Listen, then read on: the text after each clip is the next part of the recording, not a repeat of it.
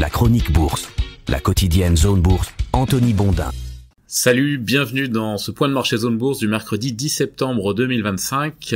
On va parler aujourd'hui de Oracle qui affole les compteurs à Wall Street. La chronique du jour n'a pas été bloquée ce matin. Parmi les autres choses qui ne seront pas bloquées, je peux citer la hausse d'Oracle, la sortie de l'iPhone 17R, la nomination d'un nouveau Premier ministre en France et les discussions entre les États-Unis et l'Inde. En revanche, ont été bloqués les drones russes en Pologne, les embauches chez Novo Nordisk et la destitution de Liza Cook. Elle monte, les actions, même les actions américaines en l'absence d'actualité. Quatrième saut de puce haussier en 5 séances pour le S&P 500 hier, qui a terminé en hausse de 0,3% à 6513 points. Même le CAC 40 français en dépit de la chute du gouvernement avec un gain de 0,2% à 7749 points. Même le Nifty indien malgré le bras de fer douanier avec les États-Unis. Même le Hang Seng chinois alors que la déflation continue de peser sur le pays. Le marché, il est toujours porté par les réductions de taux directeurs que la Banque centrale américaine doit annoncer la semaine prochaine, enfin la réduction de taux directeurs plutôt. Hier, la révision en forte baisse des créations d'emplois aux États-Unis dans le cadre de la mise à jour périodique des données sur le marché du travail a renforcé ce scénario. Les prix à la production qui doivent être publiés aujourd'hui et ceux de l'inflation d'août qui sont prévus pour demain sont désormais attendus de pied ferme pour valider le scénario, voire les épisodes suivants. Mais alors, contrairement au début de la semaine, on a quand même une actualité politico-financière qui est nettement plus dense aujourd'hui. On va commencer avec le volet international, puisque Donald Trump et Narendra Modi ont convenu de discuter rapidement d'une sortie de crise entre leurs deux pays. Je vous rappelle que les États-Unis appliquent actuellement 50% de droits de douane à la plupart des produits importés d'Inde. Côté Europe, la tension est forte après que la Pologne ait dû fermer brièvement l'aéroport de Varsovie pour abattre des drones russes qui avaient violé son espace aérien lors d'une attaque à l'ouest de l'Ukraine. Et du côté du Moyen-Orient, Washington n'a pas vraiment apprécié la frappe israélienne visant des représentants du Hamas au Qatar, un allié des États-Unis. Mais bon, apparemment, les choses n'iront pas beaucoup plus loin. Du côté du volet macro, Liza Cook sera moins difficile à cuisiner que prévu si vous me passez ce jeu de mots culinaire aussi polyglotte que navrant qui avait déjà été fait par mon collègue Antoine il n'y a pas longtemps. Une juge fédérale a en effet décidé de bloquer temporairement la révocation de la gouverneure de la Fed par Donald Trump au motif que les allégations de fraude ne constituent pas des accusations suffisantes, en tout cas à ce stade. C'est quand même une petite victoire pour le clan Powell à la réserve fédérale, lui qui est engagé dans une lutte sans merci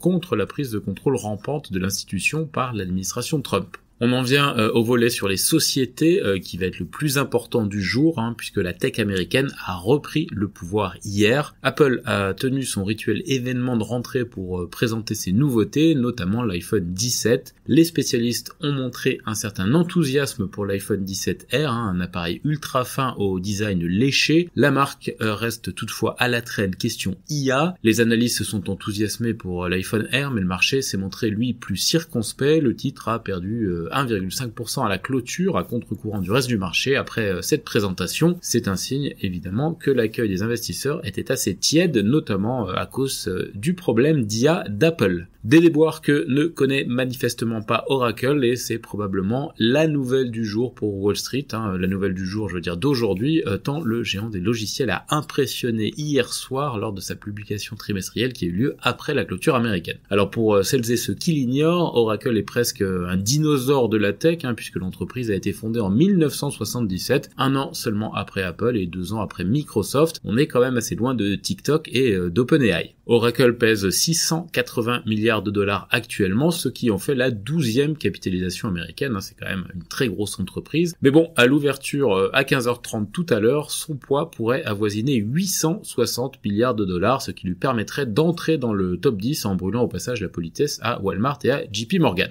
Ah oui, parce que l'action s'envolait de 28% hors séance hier soir après avoir publié ses résultats trimestriels. Alors pour les amateurs d'extravagance comptable, si vous excusez cette oxymore, Oracle a un curieux exercice décalé qui démarre le 1er juin. Ce sont donc les chiffres du premier trimestre fiscal de la société. Alors pourquoi un tel engouement ? Eh bien parce que l'entreprise a annoncé que son carnet de commandes a explosé à la hausse, ce qui lui donne une visibilité absolument inédite. Et quand je dis exploser, je pèse mes mots, plus 360% avec 455 milliards de dollars en stock. Oui, ce sont bien des milliards et c'est bien 455. La cerise sur le gâteau, c'est que cette progression que les analystes n'avaient pas vu venir l'avenir s'appuie notamment sur la location de serveurs cloud, dont les revenus vont d'ailleurs passer de 10 à plus de 140 milliards de dollars entre 2025 et 2030 pour vous donner une idée. Et ça c'est pour, vous l'avez deviné, des utilisations IA.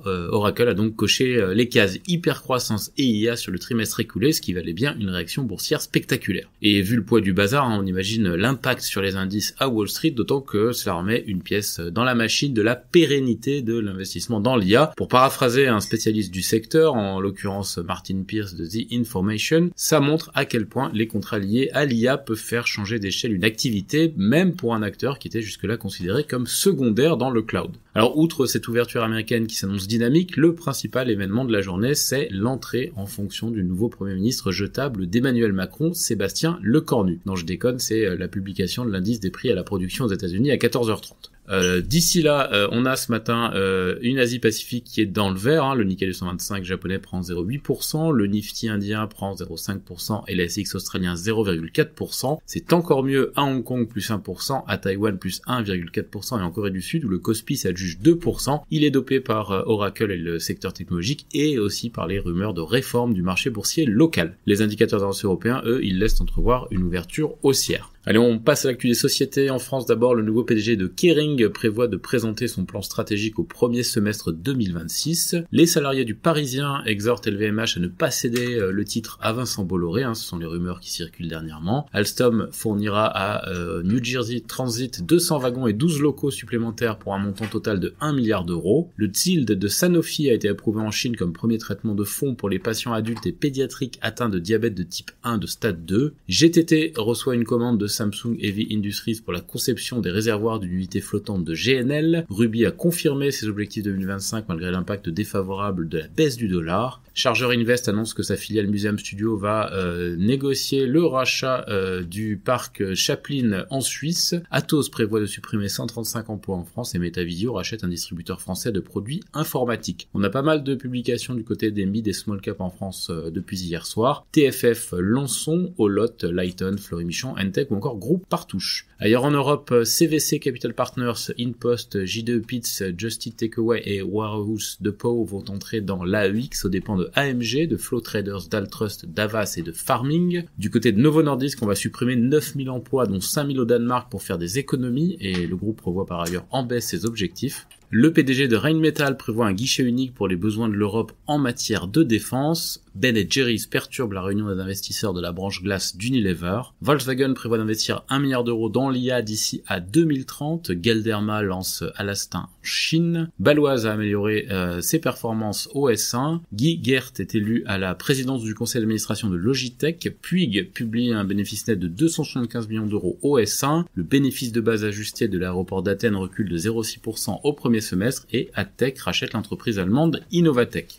En Amérique du Nord, Oracle flambe donc de 28% hors séance après ses trimestriels. Du côté de GameStop, ça se passe pas mal non plus, plus 6% après les chiffres hors séance. Apple a donc lancé ses innovations lors de sa réunion de rentrée. Microsoft va actualiser sa politique en matière de flexibilité du travail en passant à 3 jours par semaine au bureau. Microsoft qui se tournerait vers l'IA anthropique pour réduire sa dépendance à OpenAI selon The Information. ARM a dévoilé une nouvelle génération de puces mobiles optimisées pour l'IA. Du côté de Boeing, malgré une médiation fédérale, c'est un nouvel échec des négociations syndicales. Robinhood va lancer un réseau social de trading. Block obtient le rejet d'une plainte d'actionnaires liée à la faille de sécurité de Cash App en 2021. Et Accenture acquiert IAM Concepts. On note aussi que Klarna a fixé à $40 le prix de son IPO en bourse aux États-Unis, un niveau qui est supérieur à la fourchette initiale et qui valorise la fintech 15,1 milliards de dollars. Sur l'agenda des publications aujourd'hui aux États-Unis, on a Chewy. Ailleurs dans le monde, le FT révèle que Elliott prend pied au capital du japonais Kansai Electric Power. C'est terminé pour ce point de marché du jour. Je vous souhaite une excellente journée à toutes et à tous.